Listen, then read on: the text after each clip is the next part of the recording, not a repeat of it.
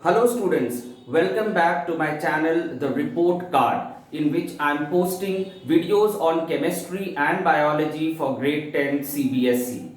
We were doing the chapter acids, bases and salts, and I had posted around 16 to 17 videos of acids, bases and salts. In my previous video I completed sodium carbonate, decahydrate or washing soda. Okay, so today I am moving ahead and today I am going to take up baking soda. Okay, and I think it is something very common salt, a very common compound which is found in almost all the households, and I mean it is used much by our in all the houses, right? So I'm just talking about this baking soda. So what is the chemical name for baking soda? It is sodium bicarbonate. You can see here sodium bicarbonate, or you can even call it as sodium hydrogen carbonate. Okay, so baking soda is sodium bicarbonate or sodium hydrogen carbonate, and this is the formula. NaHCO3 is the formula for baking soda.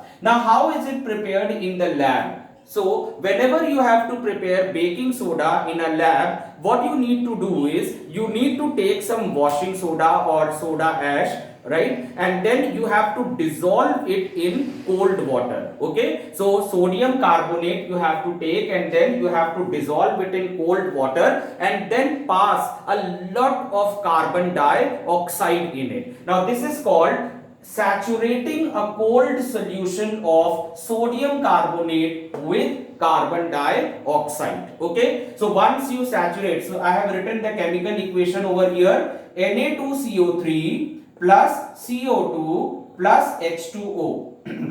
It will give you NaHCO3. Okay, so you will get white crystals of sodium bicarbonate when you do this. Okay, so this is how sodium bicarbonate is obtained in a laboratory.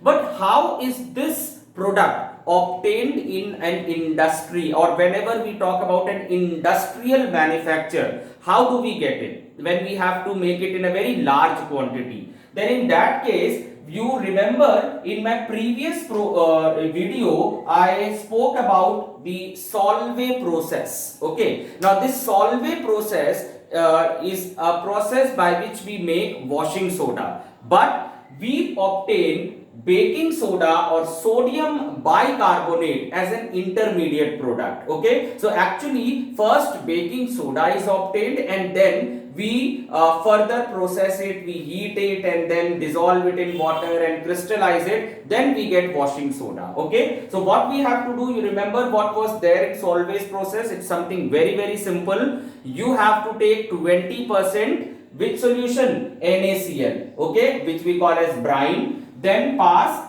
ammonia gas. So why I have written NaCl plus water? This is actually the solution. Okay, that's why I have written water over here. So NaCl plus water plus ammonia plus ammonia. So together it will form what? Ammonical brine.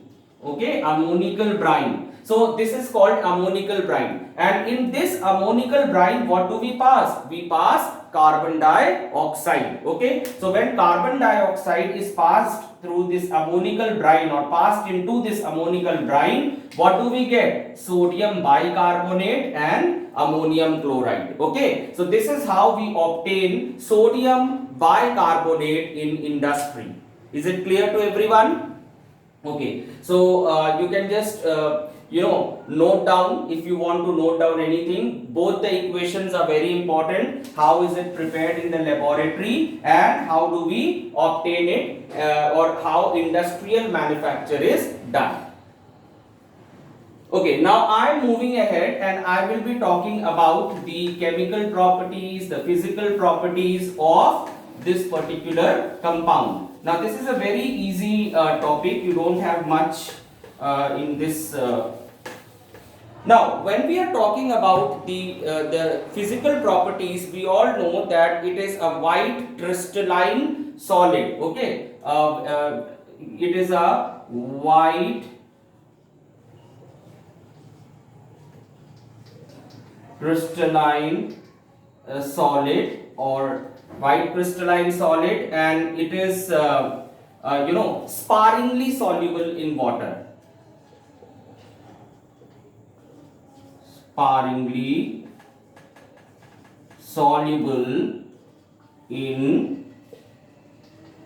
water. Okay, a white crystalline solid which is sparingly soluble in water. This is what sodium bicarbonate is. Okay, now let us just see that how this particular what are the various properties. So when I am talking about being soluble in water, so what exactly happens when you dissolve sodium bicarbonate or baking soda in water? So definitely it gets dissolved. Okay, now what I want to ask you is the nature of the salt solution acidic or basic?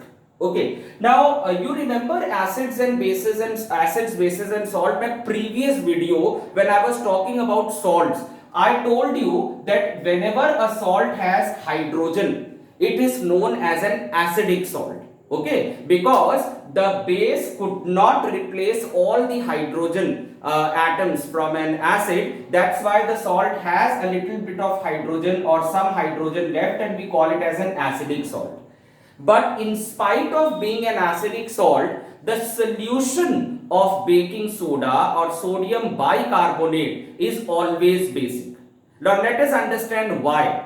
Why is the solution of baking soda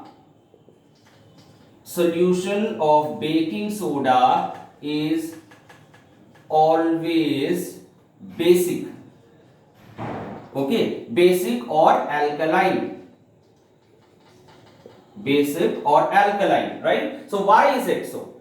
Very simple. Whenever we dissolve sodium bicarbonate in water, it again dissociates into sodium ion plus bicarbonate ions. Okay, it will dissociate into sodium ion and bicarbonate ion. Right, now sodium ion definitely we can identify the parent base and parent acid. So what is the parent base over here? So the parent base is NaOH. Okay, so the parent base for this salt is NaOH. And what is the parent acid? The parent acid is H2CO3. Okay, that is the carbonic acid, right? So what we can see, that parent base is strong while the parent acid is weak. Okay, so the parent acid is weak and the parent base is strong. Therefore the solution of baking soda always is alkaline. Okay, its pH will always be more than 7. And the same applies to washing soda also. Is it clear? So I hope this particular question is very clear, because it might come in your board examination and they might ask you as to what is the nature of the solution. So you need to write down that it is alkaline, and why I told you that the parent base and parent acid. So the parent base is strong and parent acid is weak. Okay, now let us move on to another property of this particular compound. Now what is the property? That is the action of heat on this salt. Okay, I am going to talk about the action of heat on this salt, right?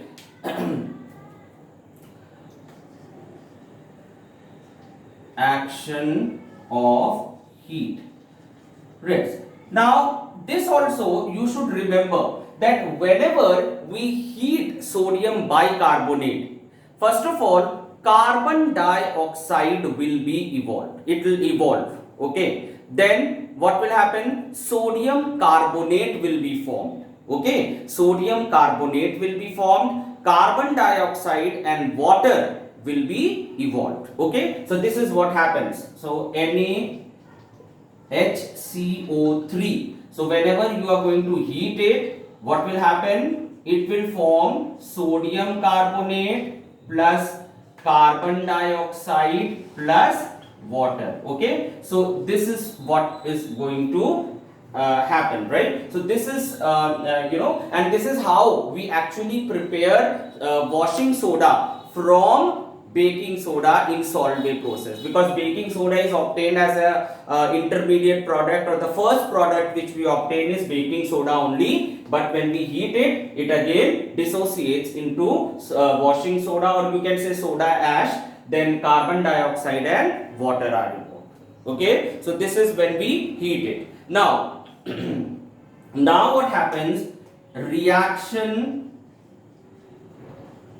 with acids. Let's talk about reaction with acids. Okay, now a very simple experiment I would like you all to do at home, though I wanted to show it over here, but unfortunately I am not having vinegar at my home right now when I am making this video. Otherwise I would have definitely loved to show you this experiment, and I would and maybe in the next video, just before starting another topic, I will show you this experiment also. I'll arrange for some vinegar. Okay, so meanwhile what you can do is very simple. You take some baking soda from your home, it will be available in your kitchen, and you take a small glass, okay, a glass, put some baking soda in it and ask for some vinegar, and just pour vinegar in this glass in which the baking soda is present.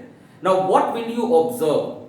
You will observe a brisk effervescence. Okay, brisk effervescence. And you remember what is an effervescence? I told you in my previous video. Jhaag, बहुत तेजी से. The way like when you put some salt in cold this thumbs up or something, or when you take Eno and put it in water. So that sort of an effervescence will be seen by you. And what exactly is evolving? Gas. And which gas is it? Carbon dioxide. So always remember that a gas which evolves with a brisk effervescence is basically carbon dioxide. Okay, right? So whenever sodium bicarbonate, so in the same way, whenever it reacts with any acid, it can be any acid, right? It can be HCl, it can, so always remember a salt will be formed, the very first thing. Then carbon dioxide and water,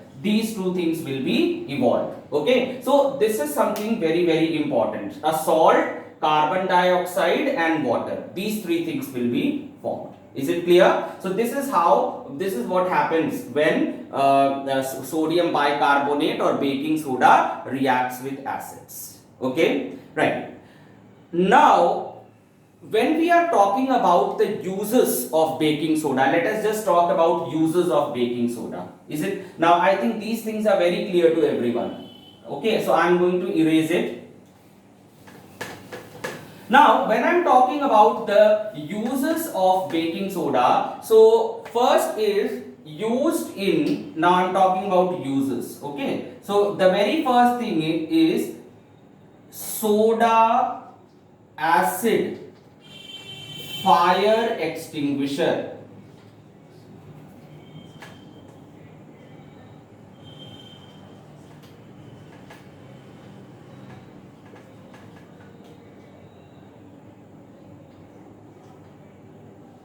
Okay, so we basically use it as a soda acid fire extinguisher. Just 1 minute. Okay,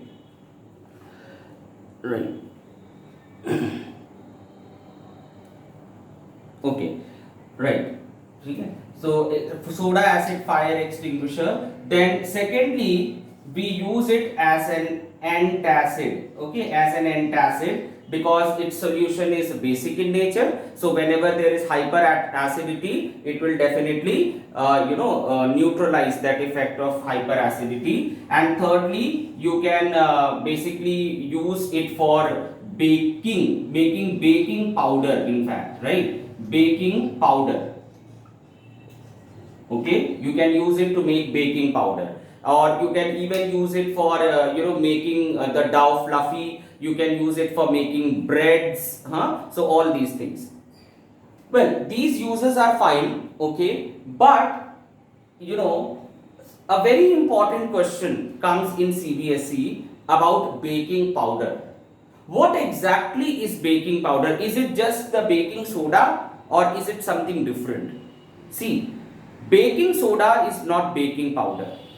Baking powder is basically a mixture of baking soda with an edible acid. Okay, it can be anything. It can be sodium hydrogen tartrate or potassium hydrogen tartrate. It can be citric acid, tartaric acid, anything. Okay, so when we are talking about baking powder, now this is something very important from CBSE point of view. Baking powder.